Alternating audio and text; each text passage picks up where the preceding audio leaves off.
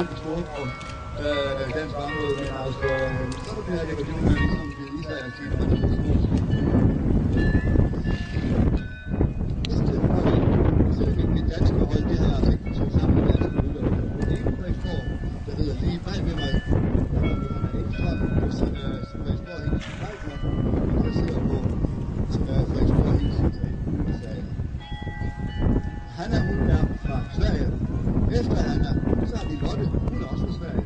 Så kommer Katrine, hun er gammel dansk, så er det dansk varmbåd, hun hedder på. Så har vi Michelle på en dansk varmbåd, og så har vi Sonja på en Lusitano. Så det var hjemmeholdet. Gæsteholdet, der har vi Mario Schneider, som rider forrest på en Lusitano-hingst.